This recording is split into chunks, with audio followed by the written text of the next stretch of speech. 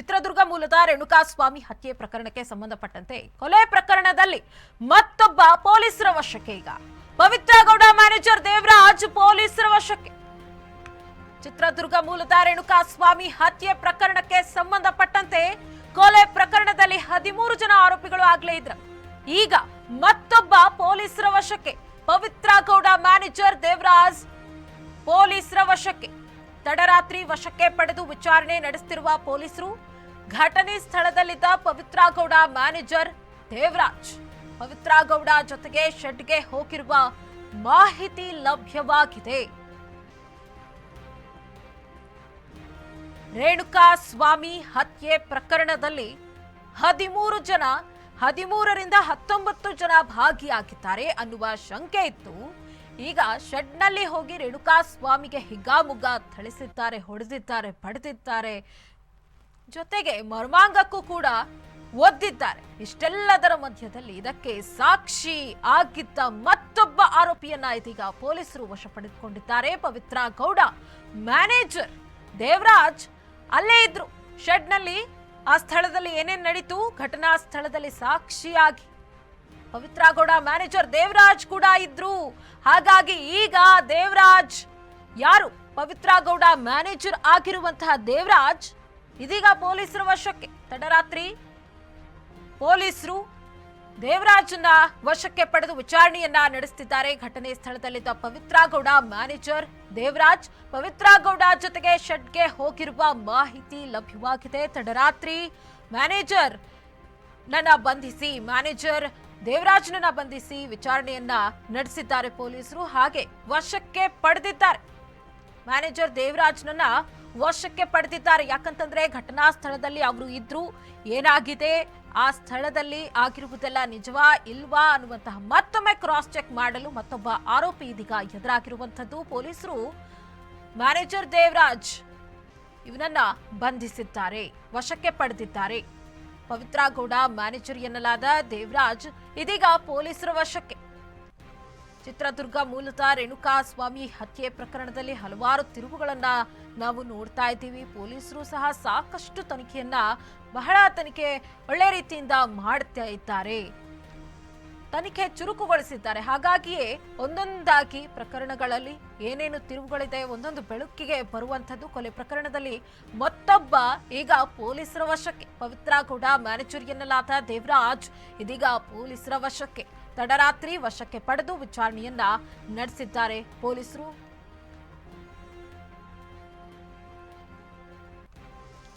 ಚಿತ್ರದುರ್ಗ ಮೂಲದ ರೇಣುಕಾಸ್ವಾಮಿ ಹತ್ಯೆ ಪ್ರಕರಣ ಘಟನೆ ನಡೆದ ದಿನ ದರ್ಶನ್ ಧರಿಸಿದ್ದ ಬಟ್ಟೆ, ಶೂ ವಶಕ್ಕೆ ಪಡೆಯಲಾಗಿದೆ. ನಿನ್ನೆ ರಾತ್ರಿ ದರ್ಶನ್ ಮನೆಯಲ್ಲಿ ಬಟ್ಟೆ, ಶೂ ವಶಕ್ಕೆ ಪಡೆಯಲಾಯಿತು.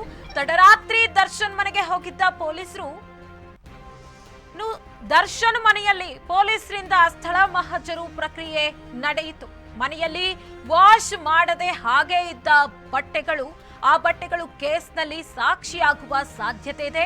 ಬಟ್ಟೆ, ಶೂಗಳನ್ನ FSLಗೆ ಕಳುಹಿಸಲು ಸಿದ್ಧತೆ ನಡೆಸಲಾಗ್ತಾ ಇದೆ.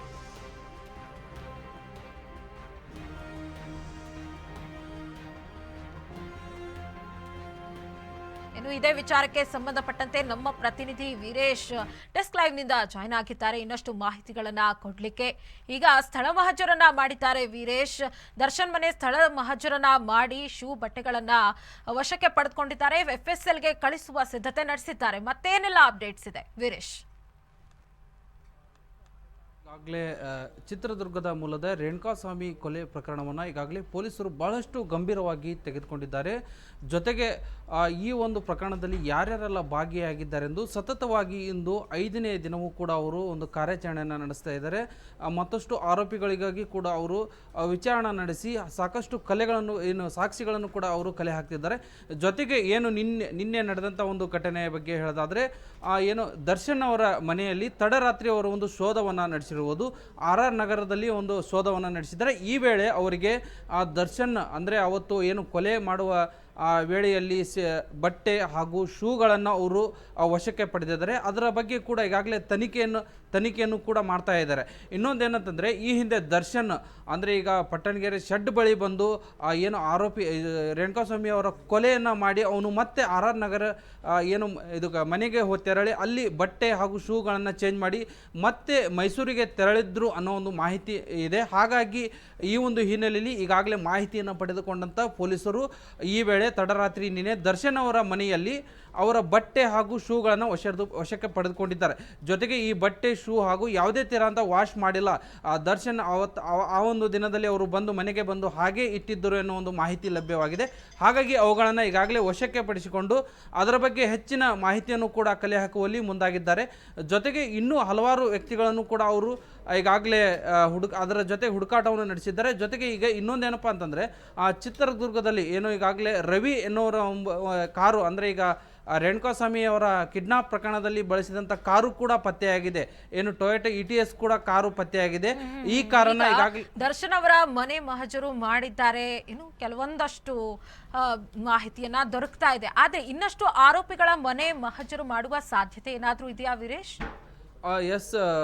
ಎಸ್ ಅಕ್ಷತಾ, ಈಗ ಏನು ಅಂತಂದರೆ, ಆ ಒಂದು ವೇಳೆ ದರ್ಶನ್ ಈಗ ಏನು ಕೊಲೆ ಮಾಡಿರುವಂಥ ದಿನದ ವೇಳೆ ಅವರು ಸಾಕ್ಷಿ ಅಂದರೆ ಈ ಒಂದು ಪ್ರಕರಣಕ್ಕೆ ಇದು ಈ ಕೊಲೆ ಹೋಗುತ್ತೆ ಅನ್ನೋ ಒಂದು ಅವರಿಗೆ ತಿಳಿದಿರಲಿಲ್ಲ. ಹಾಗಾಗಿ ಅವರು ಈ ಒಂದು ಕೇಸನ್ನು ನಿರ್ಲಕ್ಷ್ಯ ಮಾಡಿದ್ದಾರೆ. ನಿರ್ಲಕ್ಷ್ಯ ಮಾಡಿದ್ದೇ ಅವರಿಗೆ ಒಂದು ದೊಡ್ಡ ಮುಳುವಾಗಿತ್ತು ಅಂತಲೇ ಹೇಳ್ಬೋದು. ಯಾಕಂತಂದರೆ ಉಳಿದ ಆರೋಪಿಗಳು ಅಂದೇ ದಿನದೇ ಏನು ಪೊಲೀಸರು ಬಂಧಿಸಿದ್ದಾರೆ. ಹಾಗಾಗಿ ಅವರಿಗೆ ಸಾಕ್ಷಿ ನಾಶ ಮಾಡುವುದಕ್ಕೆ ಯಾವುದೇ ರೀತಿಯಾದಂಥ ಒಂದು ಅವಕಾಶ ಸಿಕ್ಕಿಲ್ಲ. ಹಾಗಾಗಿ ಈಗಾಗಲೇ ದರ್ಶನ್ ಅವರ ಮನೆಯನ್ನು ಶೋಧ ಮಾಡಿದ್ದಾರೆ. ಜೊತೆಗೆ ಅವರ ಒಂದು ಸಹಚರರ ಮನೆಯನ್ನು ಕೂಡ ಅವರು ಶೋಧ ಮಾಡಿ ಅವರ ಹತ್ರ ಇರುವಂಥ ಬಟ್ಟೆ ಆಗಿರ್ಬೋದು ಹಾಗೂ ಅವರು ಕೊಲೆಗೆ ಬಳಸಿರುವಂಥ ಸಾಧನಗಳಾಗಿರ್ಬೋದು, ಹೀಗೆ ಹಲವಾರು ವಸ್ತುಗಳನ್ನು ಅವರು ಸದ್ಯಕ್ಕೆ ಪೊಲೀಸರು ತನಿಖೆ ಮಾಡಿ ಪತ್ತೆ ಹಚ್ಚುವ ಸಾಧ್ಯತೆ ಇದೆ. ಮತ್ತೆ ಏನೆಲ್ಲ ಬೆಳಕಿಗೆ ಬಂದಿದೆ? ಮುಂದಿನ ತನಿಖೆಯ ಪ್ರಕ್ರಿಯೆ ಏನಿರಲಿದೆ ವೀರೇಶ್? ಅಕ್ಷತಾ, ಏನು ಅಂತಂದರೆ, ಈ ಒಂದು ವಿಚಾರಕ್ಕಾಗಿ ಏನು ತನಿಖೆಗಾಗಿ ಈಗಾಗಲೇ ಅವರು ನಿನ್ನೆ ಒಂದು ನಡೆದಂಥ ನ್ಯಾಯಾಧೀಶರ ಮುಂದೆ ವಿಚಾರಣೆ ವೇಳೆ ಮತ್ತೇನು 10 ದಿನಗಳ ಕಾಲ ಅವರು ಕಸ್ಟಡಿಯನ್ನು ನೀಡಿದರು. ಆದರೆ ನ್ಯಾಯಾಧೀಶರು ವಿಚಾರಣೆ ಮಾಡಿ 5 ದಿನಗಳ ಕಾಲ ಅವರ ಮತ್ತೆ ಪೊಲೀಸ್ ಕಸ್ಟಡಿಗೆ ನೀಡುವಂಥದ್ದು. ಯಾಕಂತಂದರೆ ಈಗಾಗಲೇ ಇನ್ನೂ ಸಾಕಷ್ಟು ಸ್ಥಳ ಮಹಜರು ಮಾಡುವುದಿದೆ, ಸಾಕಷ್ಟು ಸಾಕ್ಷಿಗಳು ಕಲೆ ಹಾಕುವ ನಿಟ್ಟಿನಲ್ಲಿ ಕೂಡ ಅವರು ಪೊಲೀಸರು ಮನವಿಯನ್ನು ಸಲ್ಲಿಸಿದರು. ಹೀಗಾಗಿ 5 ದಿನಗಳ ಕಾಲ ಈಗಾಗಲೇ ಸತತವಾಗಿ 5 ದಿನಗಳ ಕಾಲ ಪೊಲೀಸರು ತನಿಖೆಯನ್ನು ನಡೆಸ್ತಾರೆ. ಈ ತನಿಖೆಯ ನಂತರ ಮತ್ತೆ ಯಾರ್ಯಾರೆಲ್ಲ ಇದ್ದಾರೆ, ಈ ಕೊಲೆಗೆ ಏನು ಸಾಕ್ಷಿ ಇದೆ ಅನ್ನೋದು ಕೂಡ ಗೊತ್ತಾಗಲಿದೆ ಅಕ್ಷತಾ. ಓಕೆ, ಧನ್ಯವಾದಗಳು ವೀರೇಶ್ ತಮ್ಮೆಲ್ಲ ಮಾಹಿತಿಗಳಿಗಾಗಿ.